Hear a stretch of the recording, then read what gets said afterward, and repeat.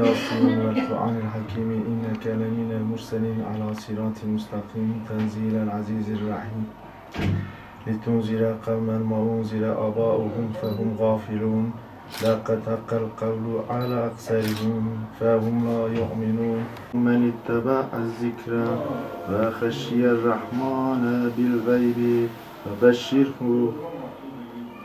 بمغfiretin ve ecrin kerim. Kardeşim çok büyük bir haksızlığa maruz kaldı. Onun gibi nice insanlar da bu tür haksızlıklara maruz kaldılar. Annem babam yıllarca bunun ceremesini çektiler, bunun sancısını çektiler. Kardeşimin Türkiye coğrafyasında gezmediği cezaevi kalmadı. Hep sürgünlerde gezdi. Bu tür zulümler, bu tür sıkıntılar, ana babamın bu tür şeyleri kaldırma yükü yoktu. Bundan yaklaşık kısa bir süre önce zaten babam da rahmet etti. Annem de zaten kanser oldu. Şu an kendisi kanser tedavisi görüyordu. Fakat maalesef takdir ilahi görünüşte o da yenilgiye uğradı.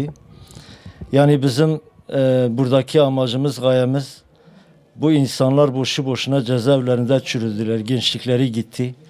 Bir de onların yanında anneleri, babaları, kardeşleri, yakınları, onlar da onların o sıkıntılarına karşı onlar da perişan bir hale düştüler. Bakıyorsunuz nice insanlar, zengin olanlar, devletin üst tabakasında yer alanlar her türlü her şekilde zindanlardan, cezaevlerinden çıkarken maalesef bu ümmetin yetimleri, bu ümmetin garibanları hepsi cezaevlerinde kaldılar. Bu dünyada elbette hak olarak bu insanların bir an önce çıkmasını istiyoruz. Fakat bundan sonraki süreçte bir de öteki dünya vardır. Hepinizin malumu ahiret vardır.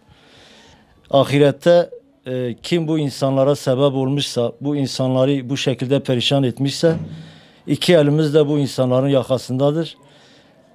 Şu an sorumlu kimse, yetkililer kimse bir an önce bu işlerin çözülmesini istiyoruz.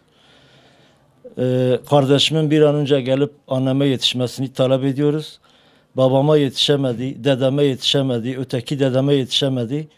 Hiç olmazsa son olarak gelip annesinin bu halini görsün. Yani talebimiz şu anda budur. Babam için talepte bulunduk. Güvenlik nedeniyle maalesef talebimiz olumsuz neticelendi. Fakat annem için hafta sonu olduğu için yarın müracaat edeceğiz. Pazartesi günü. İnşallah müracaatımız olumlu olur. Kardeşim son olarak gelsin bir annesini görsün.